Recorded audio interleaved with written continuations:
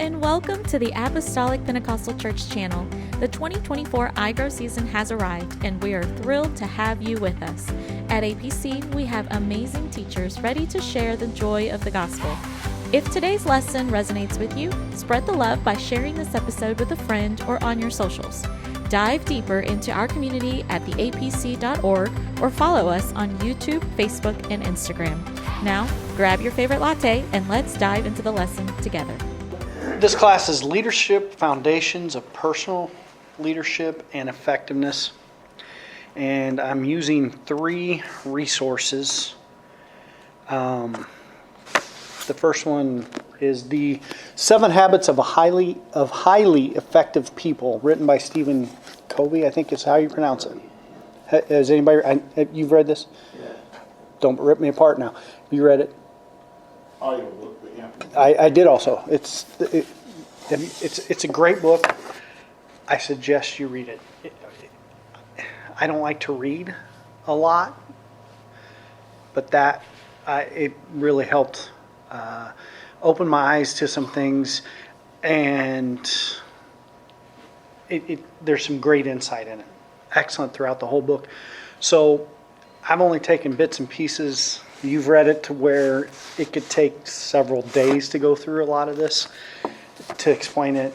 So if I skip some things, just understand that it's probably better to read the book. It's great layout. Of course, I use the Bible for some of the scriptures and different things, which is the greatest book. It's better than this, in my eyes, and everybody's eyes, I think. And then at some point in my life, I was a supervisor at my current employment, and I had to do some training to supervise because we had sometimes 20 to 25 people, which what I was supervising was too many, and they knew that. So they would send us through training to try to be better, because I did call center collections, and that whole job was how much they collected made me look better. And I couldn't just, like you were saying, do it. That was the old 80s way. Yeah. And when I first started in collections, you couldn't do it that way. The laws changed, so those collectors had to change, and you had to get them to buy in. And I'm going to go through that a little bit later on some of the things that I got through the training. Now, that training wasn't perfect, but it did help me become a little bit more effective in regular life. And that's what this book is for, and I think we can correlate that into our godly life. He mentions religion in here somewhat, but he tries to stay away from it, I can tell, but he does bring it up some. So that's why I think the Bible is important. These books are great, but the Bible is greater, as we know. So the first question, I want to ask this question. And like I said, this is going to be interaction, so there's no right or wrong answers here. What do you guys think makes a quality or a good leader?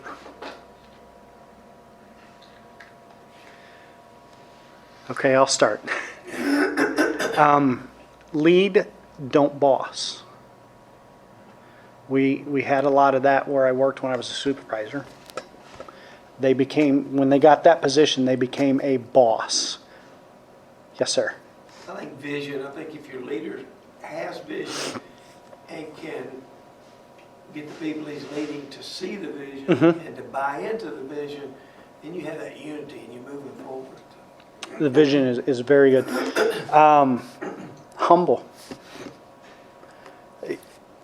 If you don't have a humble leader, which we see in the Bible, I'm going to bring a couple up here in a minute. If you don't have a humble leader, you got a dictatorship. And that there is a difference between a leader and a dictator, as we know, and that's where the lead, don't boss.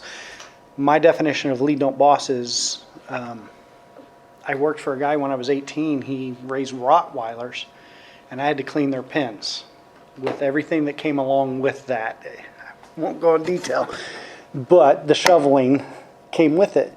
And that man always told me, oh, I don't put you to do anything that I don't do. No, or else you wouldn't have me be doing this. You're hiring me to do this simple job. And he sold them, made money. He used to own a business here in town. He owned several apartment complexes, and he would have me go in. He was a slumlord, I'm going to say that. He would have me go in and move people out. Instead of him doing it himself, he would hire me to do it, which I was thankful. I was 18. I was, okay, whatever. That man never did any of that work. And he finally was bankrupt because he just hired everybody to do everything for him. And it ended up humbling him. So, like I said, lead, don't boss, be humble, be disciplined. I think that's where part of that vision comes in. Be disciplined. The last one I put down here is be faithful. And that can go many ways. That can be faithful to the church, be faithful to God, and be faithful to your employees or people that you're leading, your volunteers. You know, don't make a promise and then not follow up on that promise. One story I have, Brother Melder, you were here. I opened my big mouth a couple years ago. The quiz team that I was coaching, they were pretty good. They just hadn't got it just yet. They hadn't learned all the material perfectly. And we went to the big tournament that qualifies you for nationals, and I opened my big mouth as we're standing there before our first quiz, and I said, I'll tell you what, guys, if you guys win this tournament, I'll take a lap. Whatever. I'll take a lap. So we're sitting there. All of a sudden, we start winning. We win the first round and go undefeated. I'm like, oh, Lord Jesus. So we come into the next round. We've already qualified for nationals. And I'm like, all right, guys, you qualified for nationals. You know, whatever happens, happens. Well, they ended up winning the stupid tournament. Well, guess what happened on that Sunday? I had to take a lap around the church in front of everybody. I had to make a promise. Sure. Keep it. And I had to keep it. I also made another promise to that team, and it hasn't come true yet, and I hope it doesn't, because I'll be asking you all for money. I said, if they win nationals, we will take them to Disney and go to Disney World. Yes, I want to win nationals, but I'm going to have to get another job for that one. So make sure you're faithful. You didn't say when. I mean, they could be 45 years old. Come on now. I like that.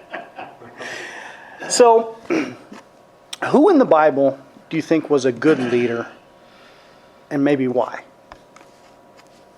Nathan? The centurion. Okay. Why? Because he understood structure Mhm. and he trusted his soldiers. The centurion that talked to Jesus, where like his daughter was healed, because Okay. because it's like if I told them to do something, like I trust that they're going to do it.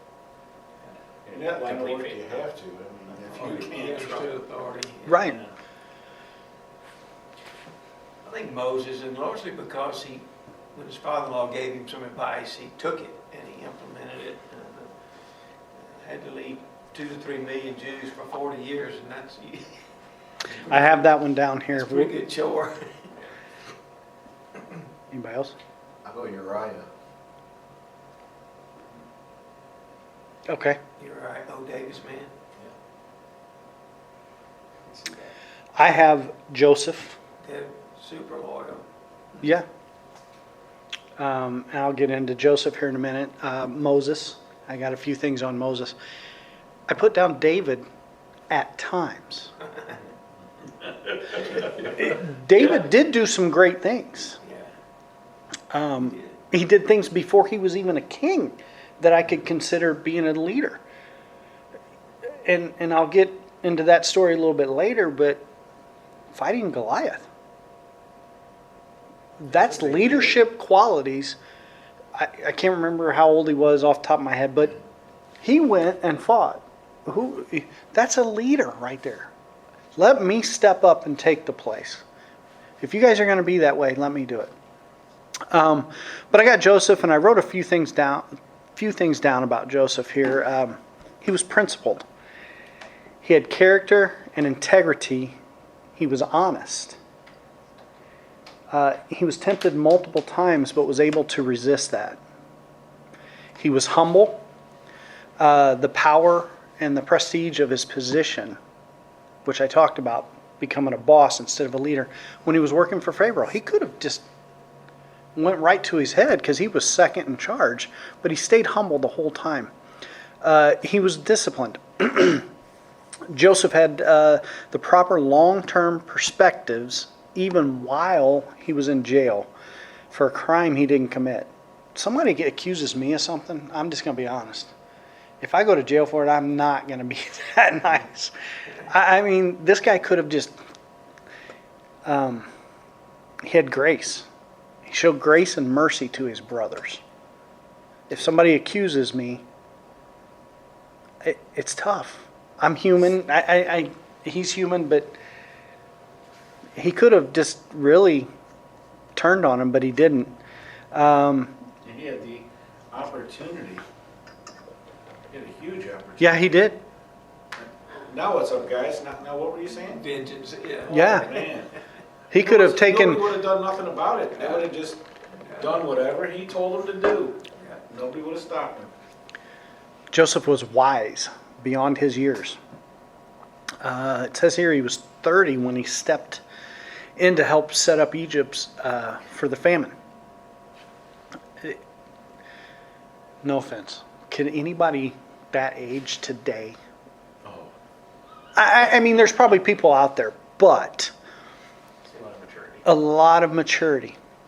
I'll tell you what, when I was 30, you can ask my wife, I was still a 21-year-old. Not everybody's that way, I get that, but at 30, look at all he had. And he was strategic. He was a planner. I mean, he could have just said whatever, but he was putting food away for the future. Kind of like what we should be doing, putting money away. I'm bad at that, brother. That's another meeting, right? How about Moses as a leader? He was an intimate friend of God. He was faithful and obedient. Now, yes, he made mistakes, but he was obedient to what God asked him to do. Most of the time, I think there was a couple in there he kind of slipped up. He was prayerful. Yeah. What a leadership quality right there. Hey, let's all come to prayer, and then you're not there. Should be at prayer if you're going to call for prayer. He was a wise leader. Like you were saying, he had 2 million people that were following him. Man, you got to be very wise when you're dealing with that. I can't imagine pastors dealing with, what do we have here, Brother Bruce, 180 roughly? Yeah. Plus another church that really he is overseeing of about 30. I think that's the numbers I'm paying attention to. I know myself. Pastor so-and-so took my seat. Pastor so-and-so didn't say hi to me. 2 million people. He was a mentor. And he had a succession plan. I can't say that word. And like you said, he delegated. He took advice from an elder. Yeah, it was his father-in-law, but he took advice from him and used the advice for his advantage. So that's why on Sunday mornings I bring it up a lot. I want to hear from the elders. I want them to speak into my life because of their knowledge, their wisdom. So what do y'all think makes up a bad leader? Right. Selfishness. I second all of those. Pride. You say pride? Pride. Oh, that's a big one. Selfishness, yeah, both of those. Yeah. I think They kind of dig at the heart of what you were saying. Either somebody would prefer to be a boss rather than a leader. Usually there's pride and selfishness involved in that. how about poor communication?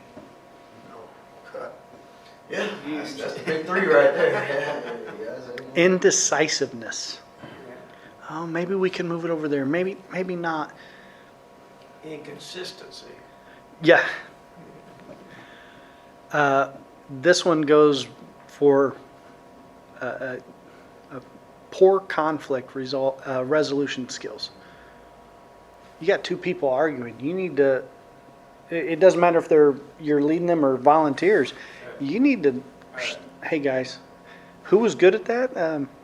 I'm drawing a blank because I got another name. In Scripture. Yeah, it was. What's it? Jesus. No, David's son. Why am I drawing a blank on that? Solomon. Solomon. Sorry, I don't know why I was drawing a blank there. Solomon, what did he tell them two women? Got the baby into. I couldn't have done that. Craziness. Lack of integrity. This one I dealt with a lot was resistance to change. And I don't know if you've dealt with this, but it seems like the older the leader or worker or volunteer, it doesn't matter. They struggle with the change. And it dealing with, these old computers to now everything's, I seen that and dealt with that. They struggled with it. And unfortunately, I see myself struggling with that at times. This one gets me the worst. Lack of accountability. If I make a mistake, I'm going to own up to it. I'm going to tell you flat out. I messed up, I'm going to fix it. I'd rather hear that from anybody than, oh, it was so-and-so did that. Don't point the finger. Be accountable. I've got a few names here, if you guys think of any others, that were bad leaders in the Bible. There's quite a few. If you look at the Bible, quite a few. King Herod. Samson. Yes, he was a judge, but he was still a leader. Saul.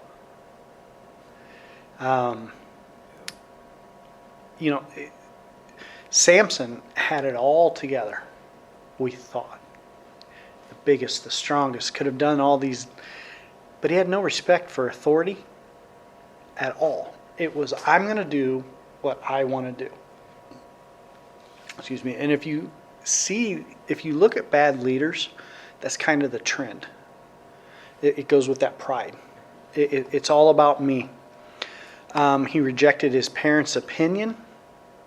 And we see more and more of that today with kids.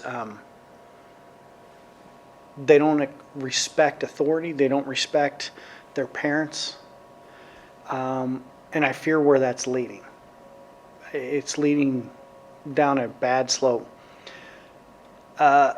He didn't respect God's authority.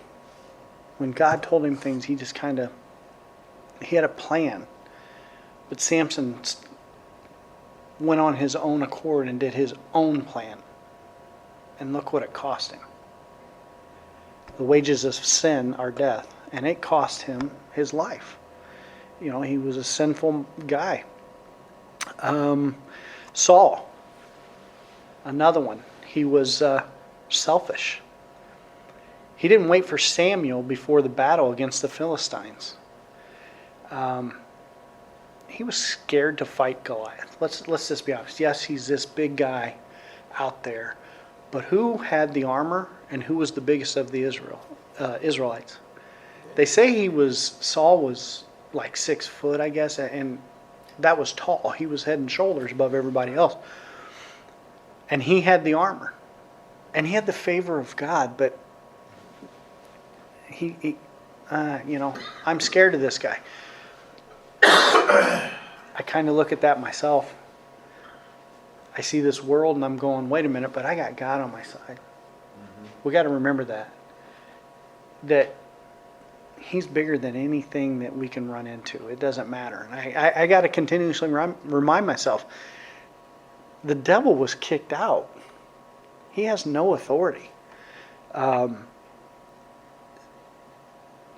last one, I think that Saul was worse. The worst thing that Saul had was jealousy. Saul was jealous of David.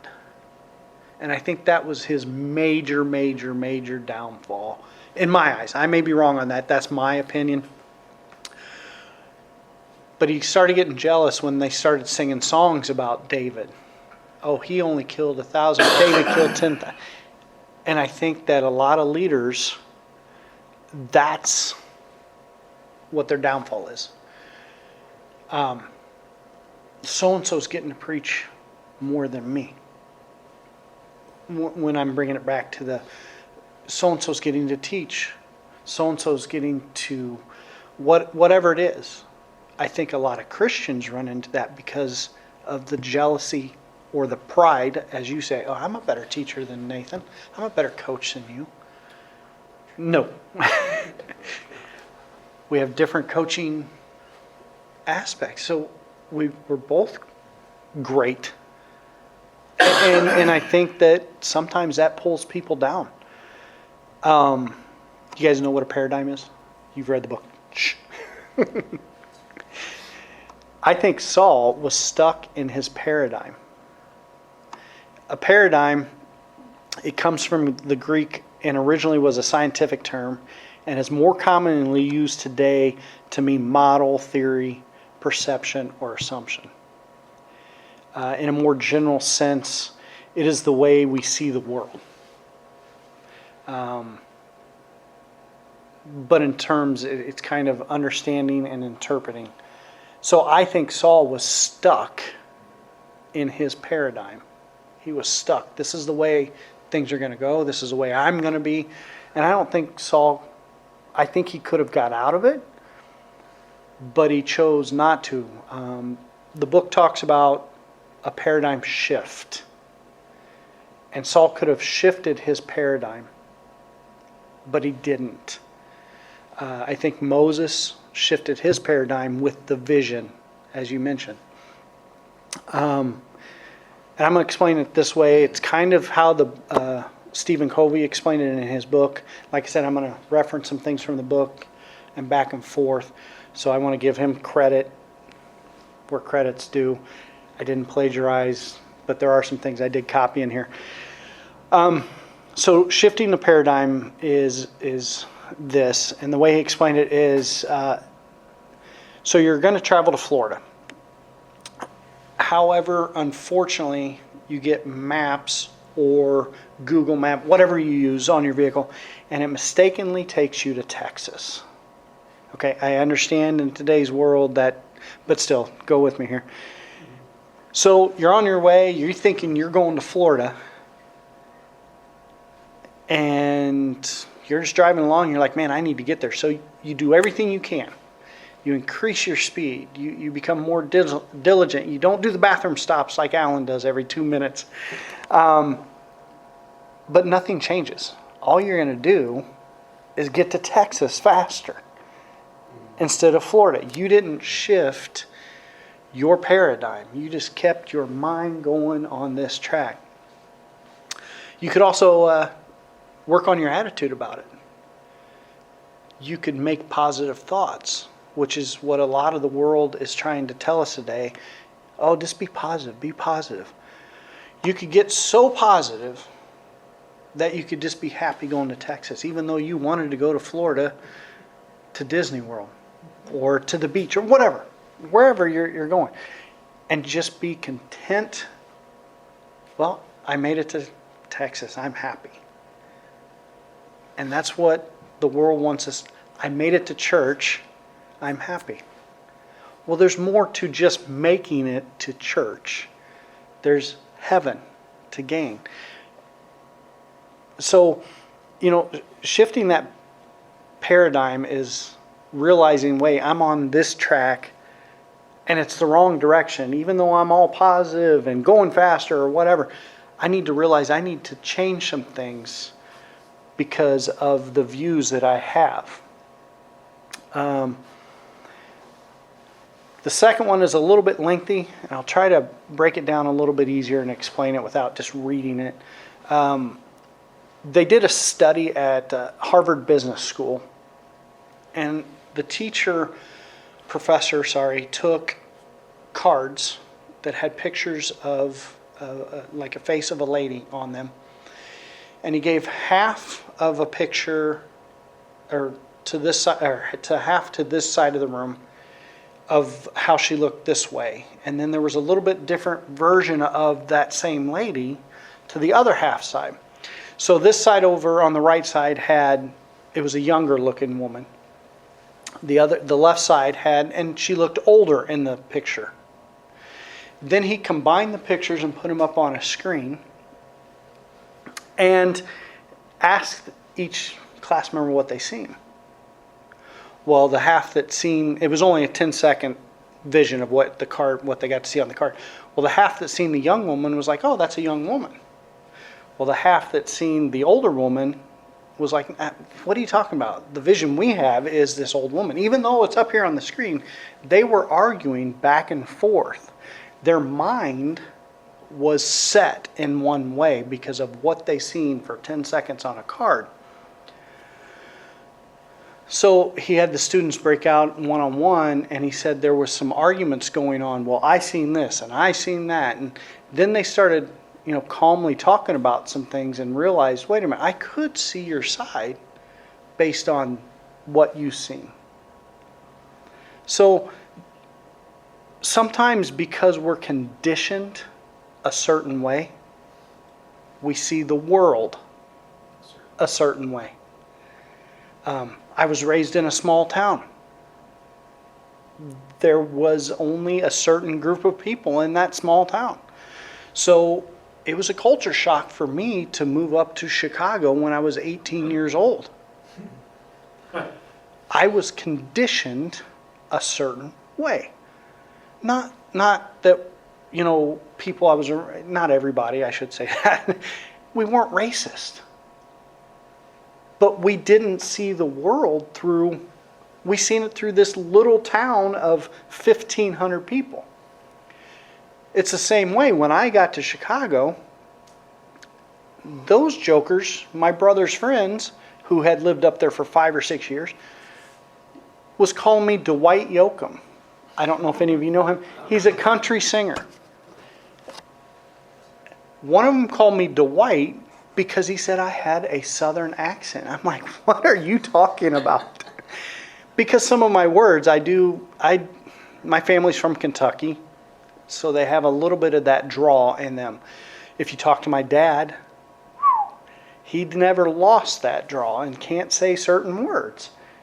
And so they seen me, this small town kid, in the vision that they had what small town is, the Mayberry.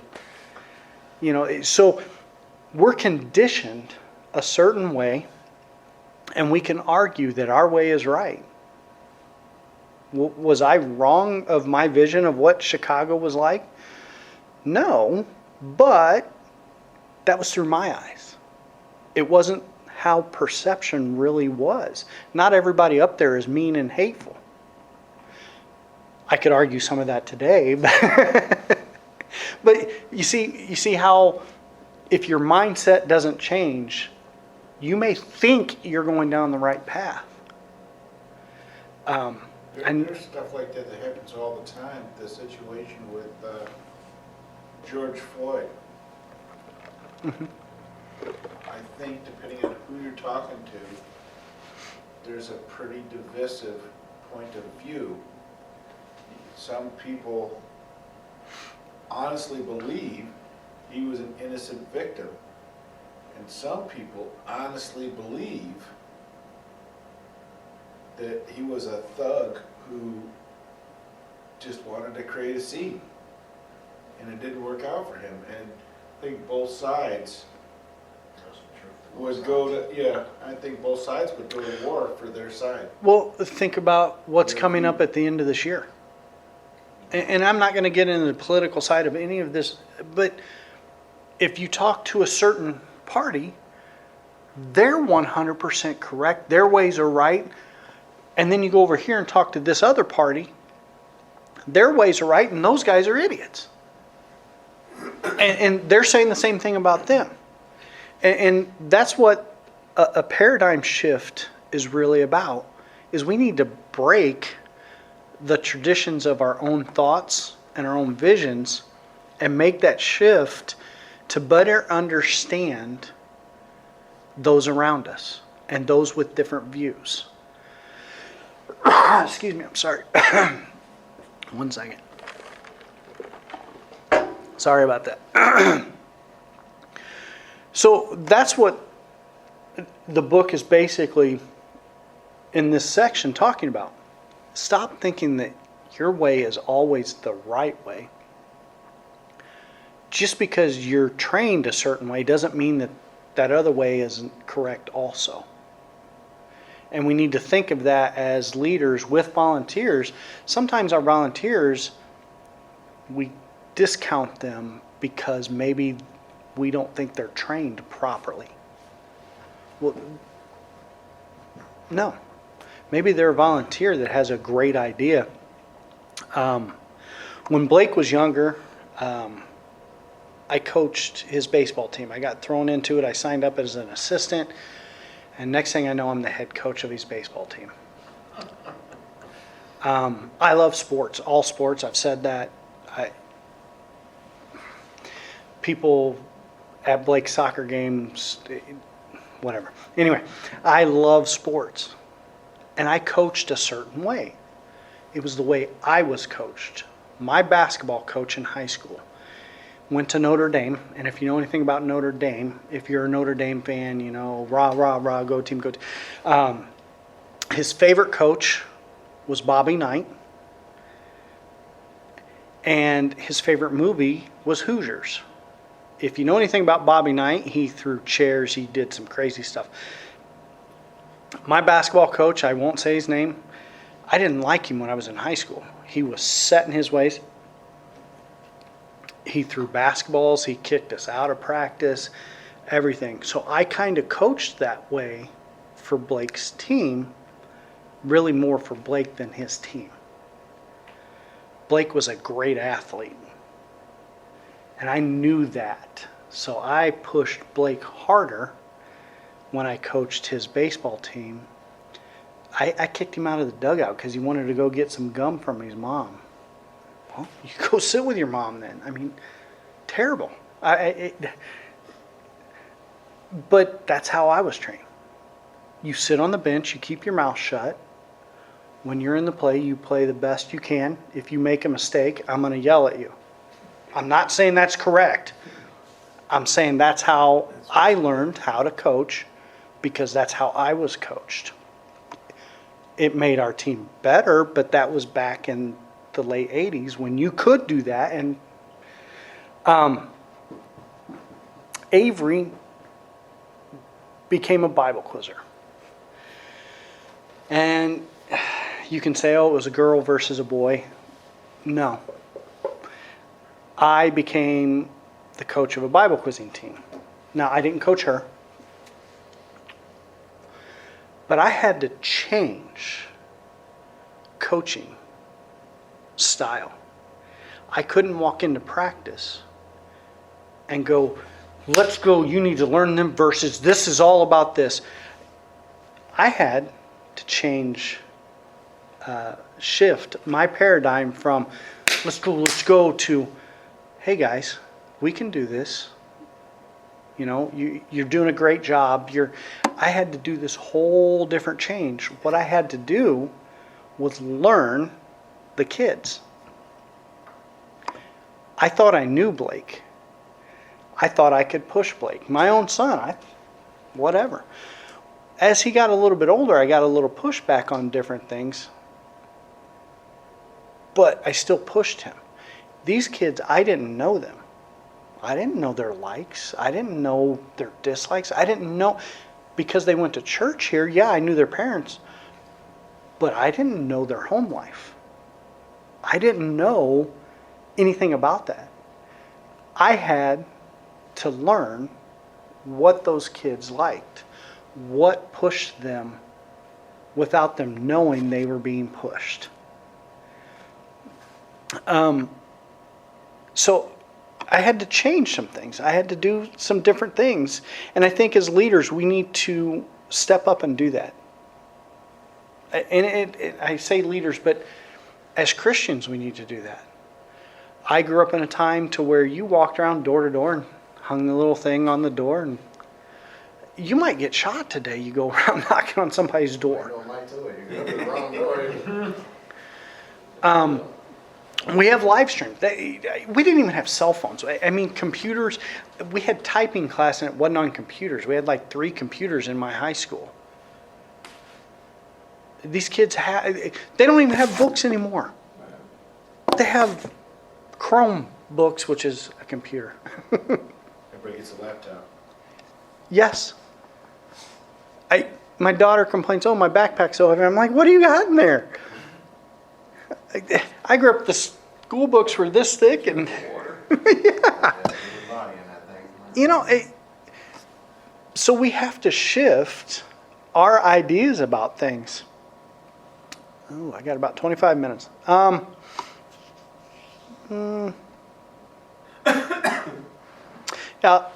So moving to the next area here, it's called P versus PC balance.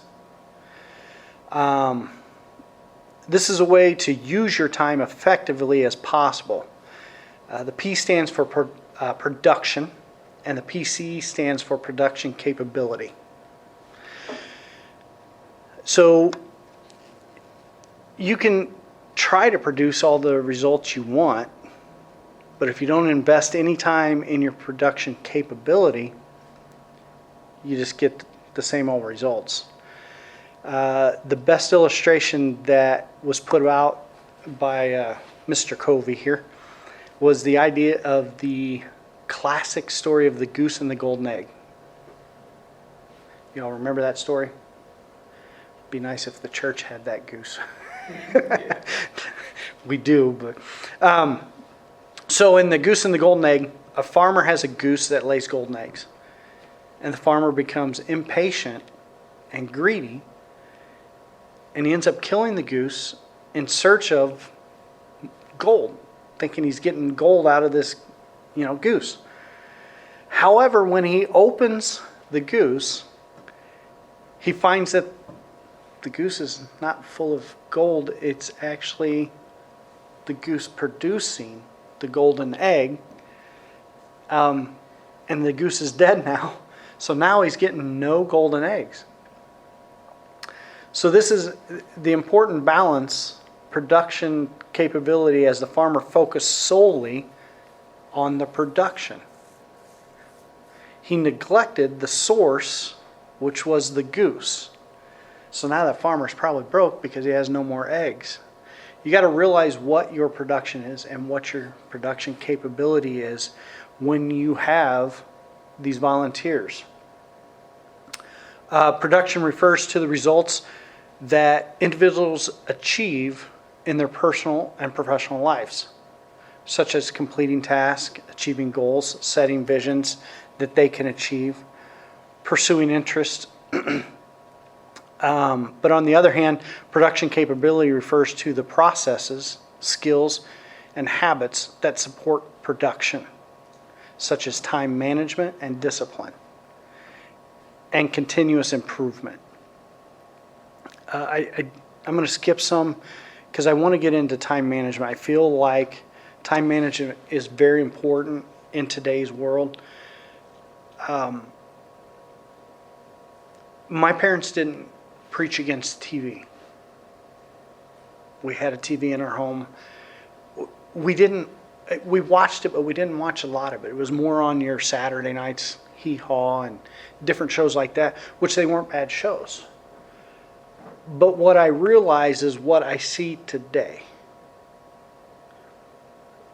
That TV show may be an hour. Then you have this show that's an hour. They're wholesome shows. But they're taking time. And now today, we have, back then you had 3 channels, a 4 if you had a good antenna. You probably don't remember this. Nobody wanted to pay for cable. If you had it, only the big cities had it. But through time management, we've lost all sense of time management these days. We have excuses on why we don't have time for anything. When we look at it, we're wasting time more than anything. And I'm not preaching against TV. That's an old thing, but you can block what's on your TV, but this phone right here, I can get more on that than I can my TV these days, or this iPad, or a computer. So you can block and watch all the good stuff, but here's the thing. And this is what I realized as I've gotten older. It wasn't about what they were watching. It wasn't about the shows or the movies. It was the time that it's stealing from you. And it's actually not just stealing it from you, it's stealing it from God. I've heard so many excuses, and I think there's 168 hours in the day, if I'm remembering correctly. Yeah, I'm sorry. Thank you. Wow, that's a day. I apologize. In a week. We get ripped off, we don't pay you for 8. Yeah. Feels like I don't get paid for that. I'm gonna be quiet. I'm teasing. But I hear so many excuses. I don't have time. I don't have time to study. I don't have time for this. And we deal with it as Bible quizzing coaches. I finally got to the point, it was a different team. I had 2 boys on the team. I cried for years. Please, Lord, give me boys on the team. Because all I had was girls for like 4 or 5 years. I finally got boys, and I want girls back because the boys were more emotional than the girls. It's nuts. Well, in today's society, you could have all boys on your team, and you could have an all-girls team at the same time. Not in Bible quizzing, I will not. I'm going to stop that right there. But these kids would make excuses on why they weren't studying. Oh, we're so busy. And I'm going, wait, you don't have a job. You're out of school at this time. You have homework, but you're just making excuses. And that's what our society has allowed us to do. Society is stealing our time. They're getting away with it because we're letting them. Because we're not disciplined, and when everybody can point up here, that's fine. We're not disciplined enough to stop society from stealing our time.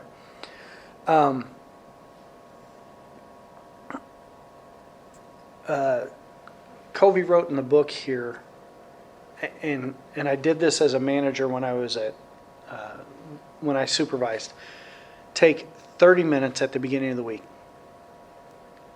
Set aside and make a plan for that week. Okay, I've got this, I've got that, I've got this. I'm going to do 30 minutes at the beginning of the week on what I'm going to do all week long. When I was a supervisor, I had a manager tell me, because I was thrown into the fire. Like I said, I had to manage 25 people at times. And we had clients calling, and it wasn't just, oh, go do your job. We had to meet one-on-one with each one of these people, and we had to do 10 calls on each one of them each month and go over and try to make them better. So this manager sat me down and said, we had Outlook, and she said, at the beginning of the week, I have a meeting at this time on this day. I have this. I'm meeting with so-and-so at this time. And you put that on your task. And you set out a plan to get through that task every day, but you plan out your week that way. Realizing that, hey, we have a meeting in 30 minutes because of an emergency situation, whatever it is with this client. They want to call us right now. So I would plan out that week, and as the task got done, I would cross that off, and then I would print the new one the next day. And my goal was, by the end of the week, having this list of tasks done. Did that happen every week? Because there was weeks that we were called into meetings back to back to back that weren't scheduled.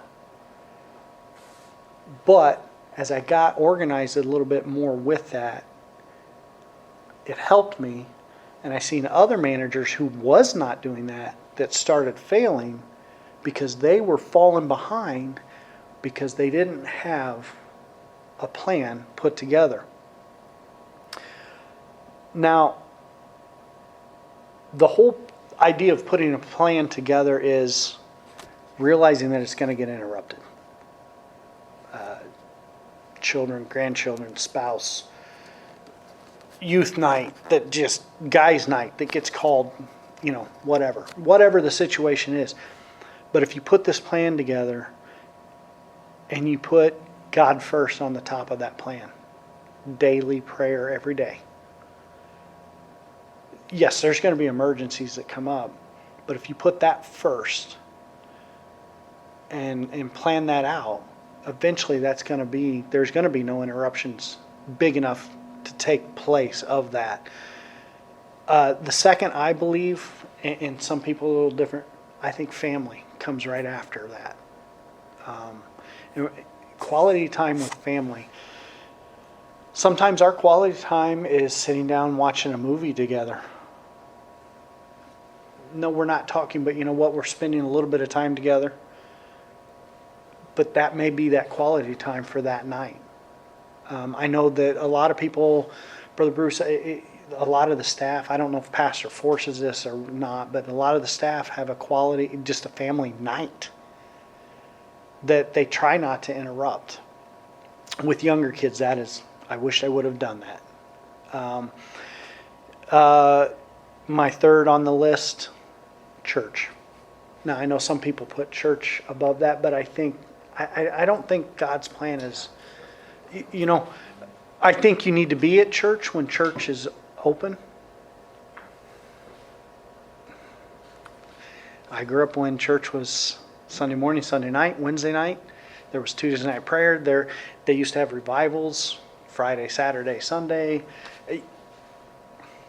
I love not having that Sunday night church. But what are we replacing it with? Family time or party time? I'm going to call it that. And sometimes there's extra church activities that, you got to plan in there. Work. We have to work.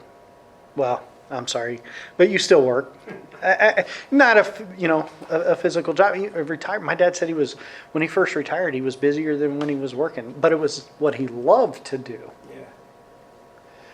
And then social life. I think if you put God first,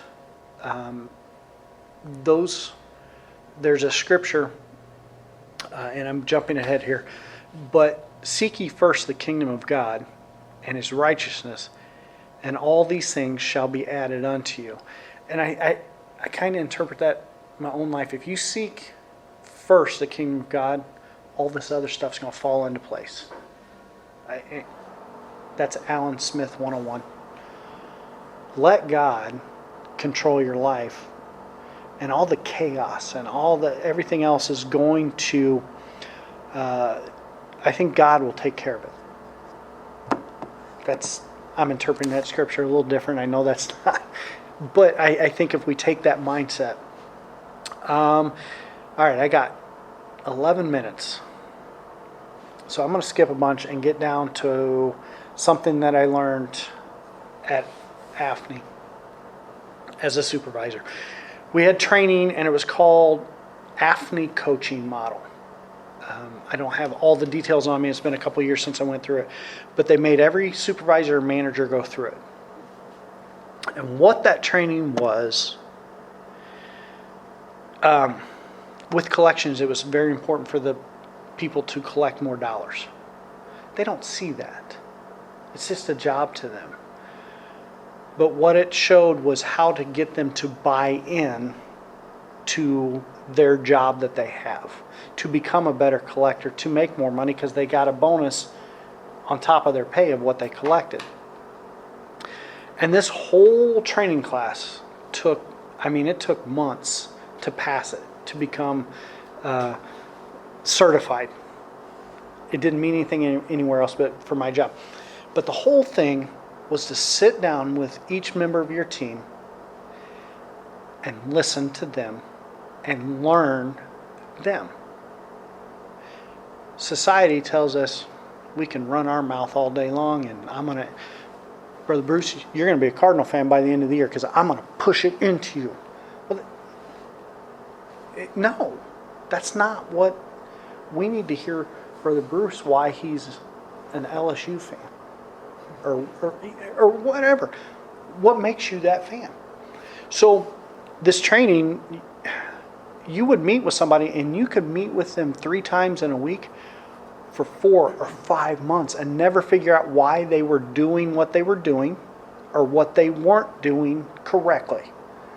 And you would challenge them. But there were times, I had one guy, I couldn't get to him, and they made me get to that guy before I could pass. I was so mad because I was getting all these other people on, getting them to buy in, and this one guy, they finally said it's will versus skill. But they made me get to him and finally get him to open up. And there were times we had meetings and I would just go, so explain to me this, and sit there for 5 minutes in dead silence until he would start talking. But I waited to hear what his reasoning why. We need to sit back and listen to what the world is saying. Not so much take on their values, but listen to why people don't want to be discipled or don't want to go through a Bible study. Figure it out. Become their friend. Understand where they're coming from. Because once you understand where they're coming from, then they're going to pick up that Bible study. Then they're going to pick up more than just coming to church. Like I said, I grew up in a time when it was come to church, come to church, come to church, come to church. Brother Bruce, I need to be your friend before I go to church with you. Yeah, coming to church is a great thing. I'm not saying don't do that. But what I'm saying is the world is needing a friend. And what Jesus does this world see? It's us. Jesus lives in us. And if we show, hey, I am interested in your life. I do care about you. I want to hear about you. I don't want you to so much hear about me all the time. And that was one of the things that I got from that training was find out what each person, what they are. Because we all come from different backgrounds. To be a disciple of the kingdom of God, you need to understand who's out there and understand what they're going through. And also, we need to be a disciple for the kingdom of God, not the kingdom of Alan or Larry. It's God's kingdom. So, we all have great ideas. We all have these visions. But sometimes our vision may not be God's vision.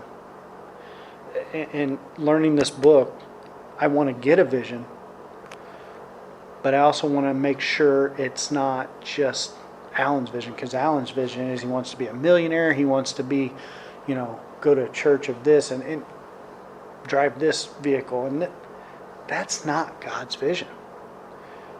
God's vision is for us to be there for the lost and to help.